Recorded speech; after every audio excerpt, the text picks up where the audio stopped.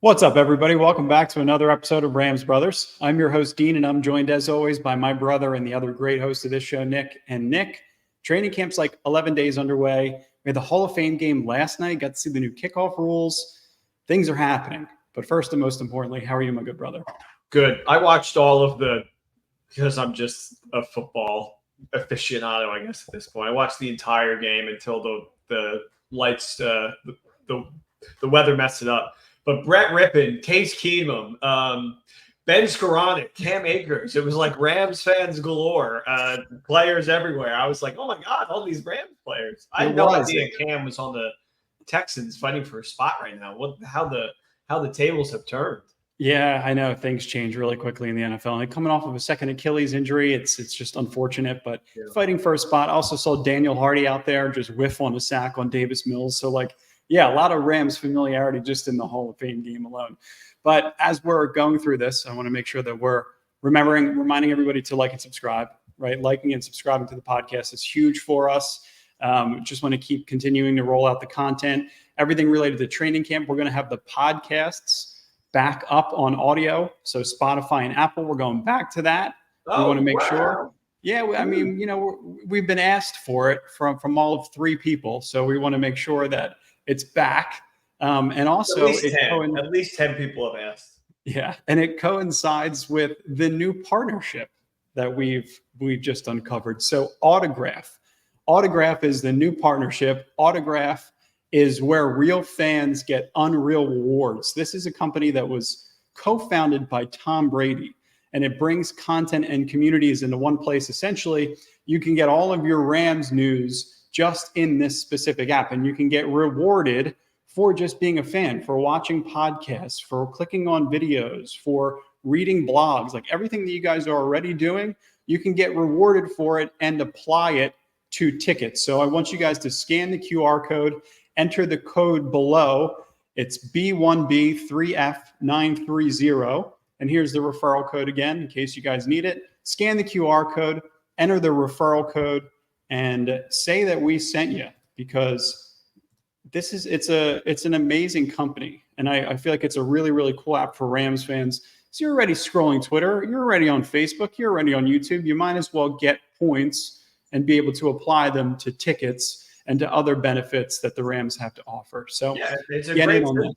It's stuff that you're already doing, you get rewarded for, and then you can bank that stuff in to get like really cool stuff. Dean, flash on the screen for the people to see one more time. I feel like Mike Wazowski right now. I was on TV, but it's just blocking my face. But yeah, I mean, we're really happy to be partnered with them.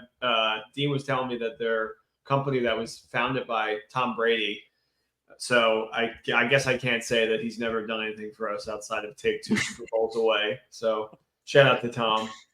Oh, the conversation between San Francisco 49ers fans. If the Rams had 4 and the Niners had 5 and we were right on their tails, imagine how many of them would be showing up to training camp if we were right on their tails. They just want to see the most recent modern winner, I would assume. I mean, like, if you're a 49ers fan and you're coming to Rams training camp, one, are you like, and you're dressed in full attire, like you're not even a 49ers fan at that point. You're coming to Rams training camp. You are a Rams fan. The training camp is only for the fans.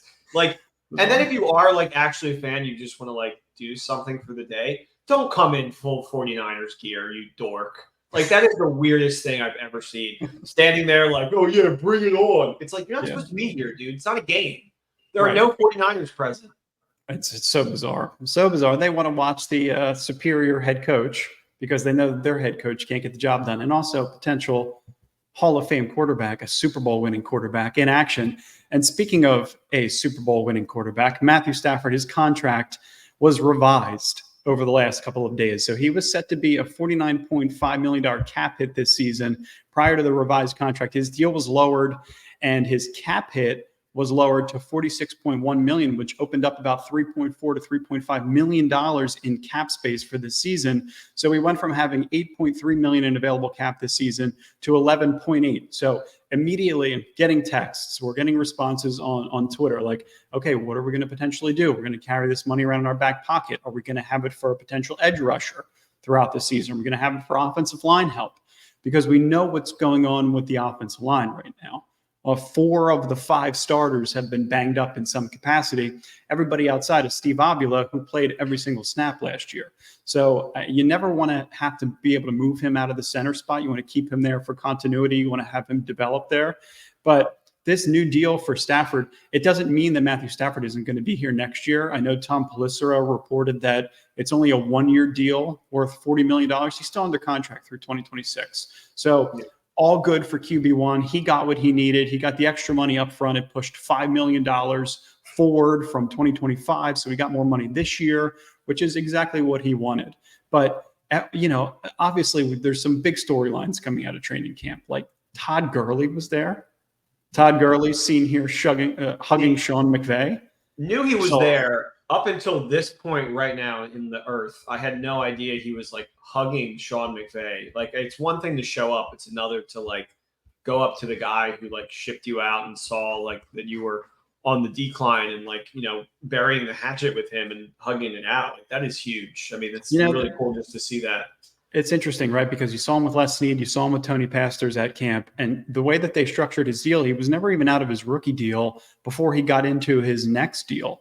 So by the time he got his new contract, he never ended up even really playing under it before they cut him. But they did give him a ton of guaranteed money, so there should be no ill will there. I think he got like $45 million in guaranteed money.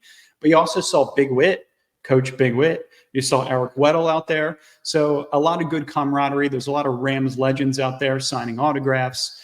So I think for the most part, Rams training camp outside of some of the injuries is going pretty well, right? You got to see Chris Shula develop some of the new kids from the defensive perspective, Jared Verse, Braden Fisk, even Kobe Turner's coming off of an injury. He was playing yesterday in 11-on-11s. So the defense is, I think we're fine with the exception of the Darius Williams hamstring injury, but they brought in Jerry Jacobs from the Lions as depth. You got the Darion Kendrick injury, which is unfortunate, but we'll talk about the defense a little bit more in a second. I want to go back to the offensive line because we mentioned Steve Avila seems like he's the only one that's healthy at this point. Kevin Dotson was dealing with a toe injury. Joe Noteboom was in his spot for some of the beginning portions of training camp before padded practice had happened, before the pads were popping. Alaric Jackson was dealing with an ankle injury, but McVay said he was optimistic that he could be back for the Chargers scrimmage this Sunday, August 4th. You got Rob Havenstein, who limped off the field yesterday. McVay thinks he got stepped on, which is it's just unfortunate, right? So you got guys like Warren McClendon, Joe Noteboom, Zachary Thomas, who we remember from the Green Bay Packers game with Brett Rippon under center, filling in for his spot while Rob Havenstein was off the field. Jonah Jackson, though, is the biggest one. He's going to be out potentially 5 to 6 weeks. Yeah. I mean, his left arm was in a sling. He had a bruised scapula, which is essentially a bruised shoulder blade, which this picture is, I don't know if it's telling in any way, the fact that, you got a defensive lineman pushing on his shoulder. But, I mean, I think he'll be back for the Lions. It's the Lions week 1. He's going up against his old team, but still very much concerning that there are this many ticky-tacky injuries. But it doesn't feel like it's going to impact the full season as long as these guys can get healthy. No, and we all know how McVay runs his preseason games. He's not putting anybody really out there, and like anybody that's going to be starting in the regular season, they're not getting real snaps until week 1. I mean, it is a huge setback, but I mean, if you want to look at it glass half full, at least they're happening now. Like when there is plenty of time up until week 1, like if these were to be happening like later in camp or like even like into the season, maybe we're just like pushing everything out of the way so then we're healthy for the rest of the year. It's absolutely concerning though, because the offensive line, this is like the first year that it feels like they've like fully invested in the offensive line so that they can have the Blake Corum, Kyron Williams combo, and you can keep Stafford upright the entire time. So to see every single injury, it feels like, come from the offensive line is absolutely terrifying. I think that was their demise in the post-Super Bowl season 2022. It's like they couldn't get anything to operate with Stafford, who then goes down, and then, the whole carousel of backups that we had to deal with who are now on LinkedIn and playing for the XFL. So, and I mean, one of them starting for Tampa, good for him, but still, it was like that is not where we want this season to be at all. I want to make sure that my over 8.5 wins and Rams winning the NFC is intact. And, you want to see that But just to kind of harken back to the Stafford news for just 1 second, it does feel like this is I'm going to bet on myself. I'm going to prove, like, I don't know how much more I have to prove to you guys, but like, I am going to go out there and prove that next year, because this is a 1-year deal, that I'm going to be expecting more because I'm probably the best quarterback in this entire conference. Totally understandable too. And I think that's like everything that you said ties everything together perfectly, because the offensive line was the position group outside of the defensive backs that they've invested heavily in. So, and the most in throughout the offseason, but like it's all an effort to keep the running game going, to keep Matthew Stafford healthy, because he is the best quarterback in the NFC, because you did open up another Super Bowl window by drafting and developing so well over the last 2 years, because you have some of the cap space to be able to bring in some veteran talent. So it all kind of works together. And I think from a Stafford perspective, if he does stay healthy, the Rams can go as far as they want, right? You saw it last year, right? Even with, a lack of talent in some areas, specifically with rookies having to step up, they still were able to exceed expectations for the most part. So, that's what makes it a little bit concerning. Like the depth, Joe Noteboom, does anybody have trust in Joe Noteboom? I think he's great as a sixth man. If you're going down the stretch, right, and somebody does end up going down, he can plug and play in any of the guard spots. And he also has experience at tackle. The Rams signed him to be the future left tackle, and he's the 7th biggest cap hit on the roster, as we've mentioned time and time again. Zachary Thomas, I mentioned, remember him from the Packers game. He almost single-handedly blew that game and blew up Brett Rippon. Warren McClendon, AJ Curie are other guys that, you could see in terms of depth. Bo Limmer is a guy that they drafted. Same with KT Levinston. But I think we're all in agreement that this all has to stay upright in order for the Rams to exceed expectations, and to see it happen so quickly in training camp is what makes this grand scheme, full season outlook so much more concerning. Yeah. I mean, it is when you're thinking about the Rams going into the next year, you're thinking about Puka Nacua, the new drafted running backs, Stafford having like a fully healthy season. All of that relies on the offensive line. Without any of that, and it's so horrible to be in another position where we trusted Joe Noteboom, we paid him all the money, and now you kind of have to rely on him once again to step up. And we've seen it time and time again. It just doesn't. It's not in his. We haven't seen it yet. We have not seen him come to the plate and be the level of talent that we're paying him to be. Right. I say we like I'm Stan Kroenke. No, but even like the Super Bowl year when he had to play alongside Andrew Whitworth, it was like, all right, the rest of the offensive line is good. You got a good thing going. You're not paid like the future left tackle. It seems like as soon as he got paid, the expectations rose and his progress started to fall a little bit. So that's where it gets scary. But like some of the good is with this offense is we do have Matthew Stafford. Obviously, the tight end play, I feel like is much improved. Right. We got Davis Allen going into year 2. We got Colby Parkinson, which I think a lot of people are excited about. Matt LaFleur talked about how Colby Parkinson is a great football player when the football is happening, right? Not when you're going through the walkthroughs, when you're going through the motions, but he's such a physical guy. He's an extension of the offensive line. So he's going to be really exciting to watch. I think the Stafford, Puka, and Cooper Kupp connection is just continuing to evolve. Like it's ascending towards excellence through every single practice. And you can see it. Kupp is such a master of his craft, but he looks as healthy as he's looked since the 2021 season.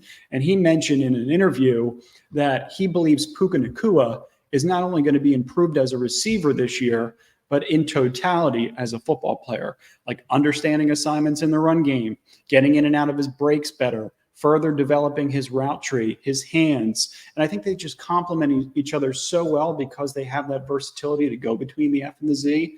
And you could really do a ton of things with the short motion, the cheat motion, which we've just found out is kind of like a little nuance within the rule book where they can't get a running start, which isn't something that they've done. It's been more so like short motion, adjust, and then go.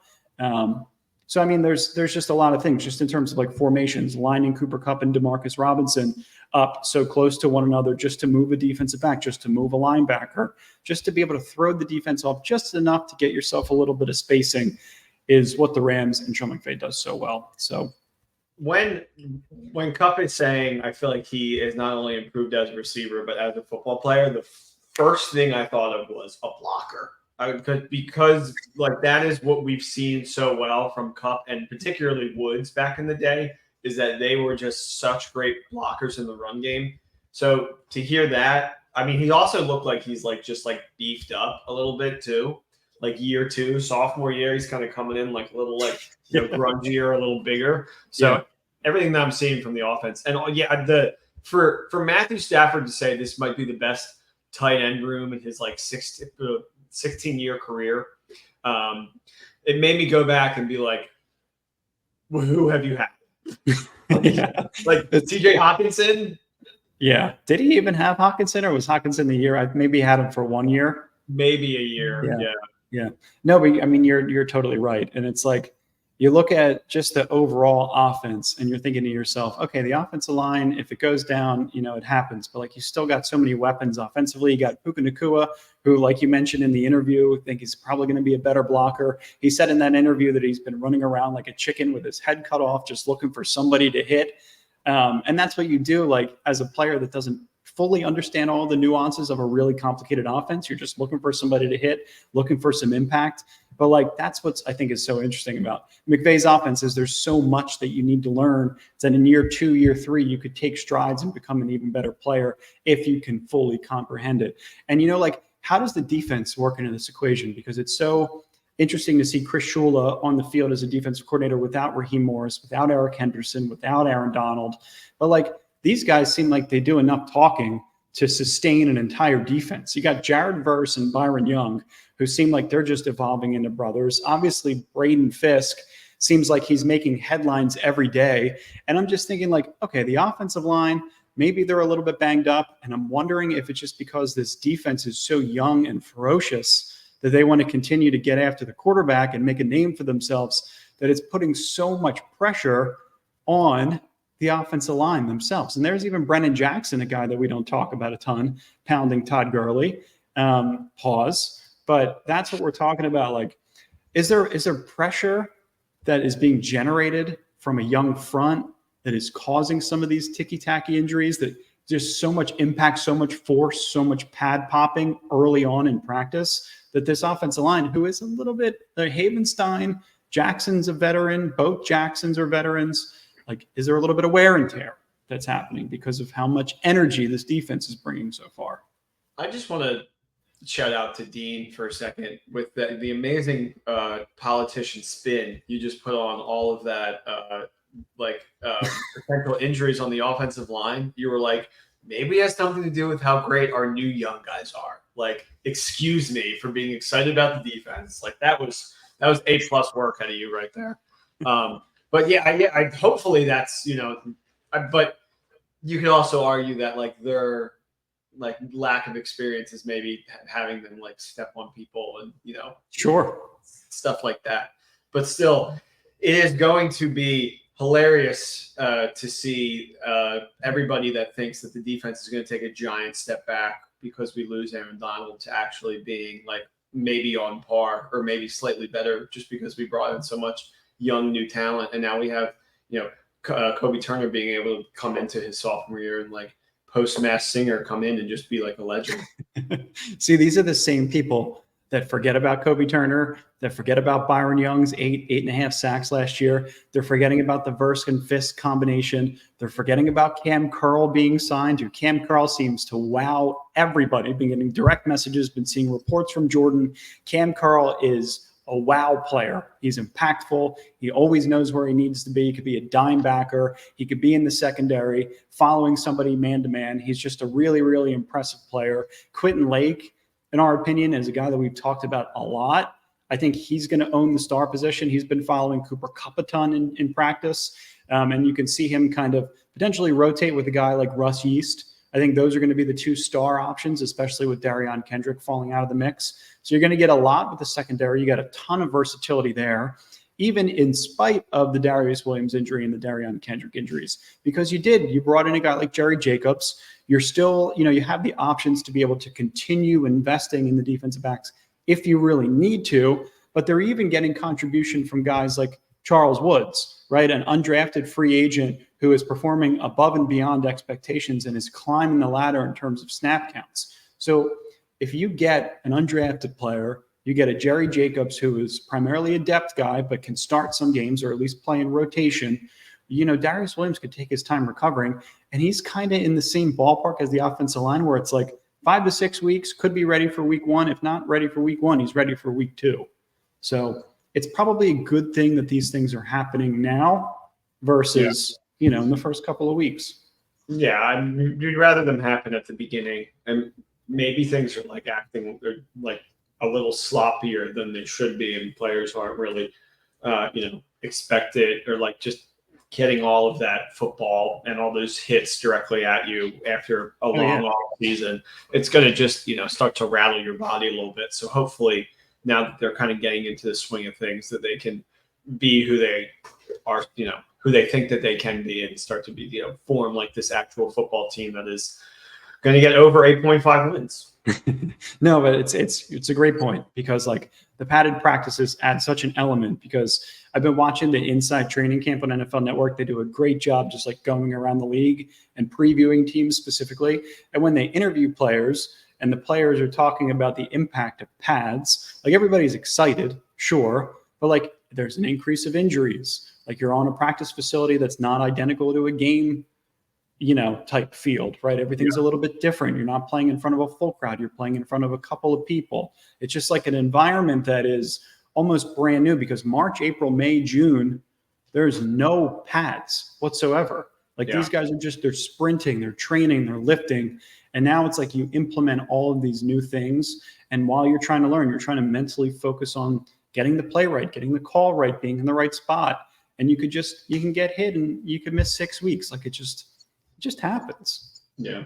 I mean, I got a couple non-Rams questions for you, Dean, I want to throw your way. Yeah, sure. So from watching the new kickoff rules last night, where do you stand with that? Do you think that's a cool addition? Because I kind of liked what I saw. And even make special teams more of like, outside of like 2 minutes of the actual game mattered special teams, I think it's really interesting.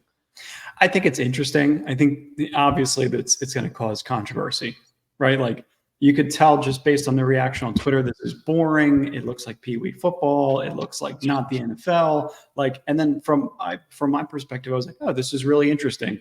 Like if the guys are going to get the ball to 25, you might as well get, an additional 8 to 10 seconds of action. Potentially have one being broken down the field, get yourself in a better field position.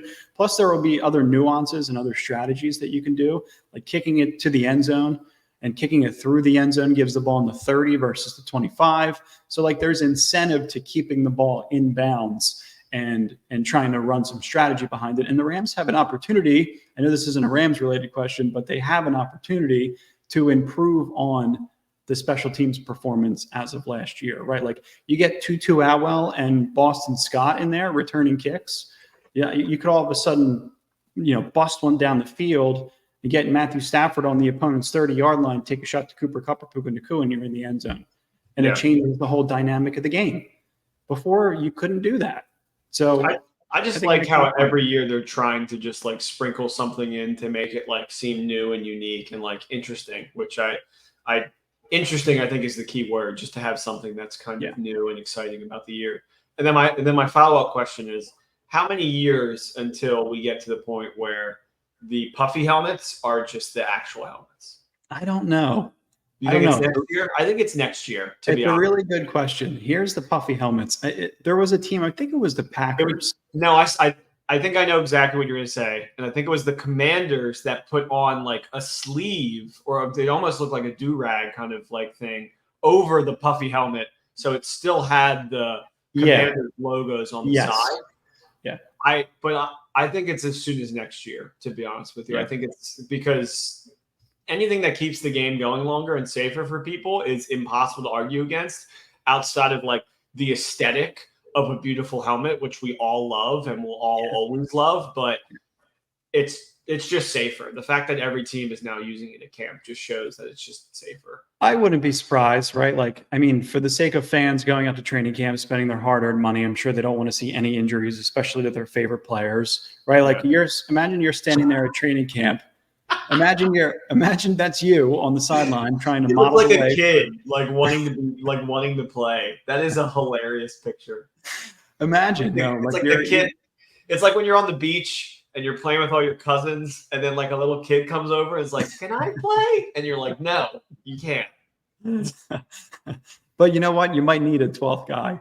You might Maybe. need You might need one more to even out the teams, even if everybody knows it's unfair. Or you might need dad to step in and play steady quarterback. You never know. Yeah. But like, That's you yeah, now, Dad. that's I think what makes this all so interesting. It's like, yeah, I would love that, but like, I just want the players to be healthy, right? Like, I want them to go to a new training camp, to a new facility. I want them to be able to enjoy themselves. I want them to be healthy, whether that's the helmets, whether that's the helmets, whether that's whatever it is that they What's can their continue to- mascot? This Who is is the their- This is the LMU Lions, I believe. It's a lion. All the hair is down. Yeah. It's so weird. It's a little scary.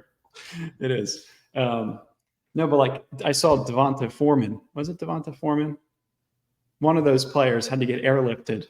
Another scary injury, had all, feeling in his extremities and everything like that. But like, to limit that as much as you can would be amazing. And just to limit injuries overall, like if there were no injuries, this season would be, the sky's the limit. That's the thing. So, and it's not this Sunday, but the following is our first preseason game, right? Yep. And then the week, I think is it the Cowboys? I think it's Cowboys, And then Texans, Chargers, I think. Yeah, because we have to play the Chargers. And then the following week, was there an off week? And then the 8th is NFL football, Sunday night, waiting all day. Rams, Lions. That's going to be so much fun. We're getting there. We're almost a month away. Exactly. So I know. It's awesome. We're getting really close. So just want to remind everybody again before we go, scan the QR code, join the Autograph app. Just got to download the app, enter their referral code. We need you, Rams fans. Scan that QR code right there and become a part of Autograph and the Rams Brothers partnership. We love you guys. I want to thank all the fans who are spending their hard-earned time and dollars at Rams training camp.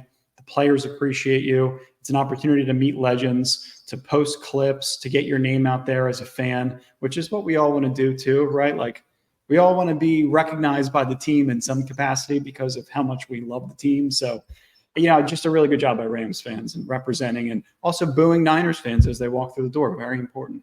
Yeah, and like Rams fans, we heard you, fans of Rams Brothers, the pod. Nick's Picks is coming back. Don't you worry. So are the theme songs. But let us know Nick's Picks is coming back? Someone in the comments was like, bring back Nick's Picks with the picture of Dean and the purple smoke. So I love that people think that that's a picture of you and not me. I know. That was part of the joke, was that it's a funny, bad picture of you.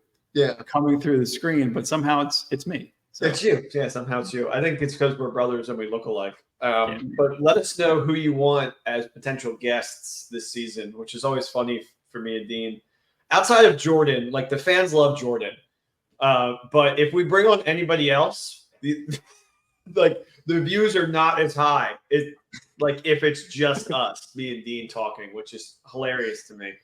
But yeah, if there's anybody you want to come on the pod this season, let us know, and we'll try to figure it out. Yeah, sounds great. I love that. Let's get some more guests on, take another step forward this season. Got a new partnership. Did someone say our dad? He usually comes on once a year, usually beginning of the season, and it's like the highlight of his year, even though he won't tell you. Hey, we'll see. Maybe, if he's on his best behavior. All right, cool. We love you guys. We appreciate you. We'll talk to you guys again in a week. And go Rams. Go Rams. Horns up.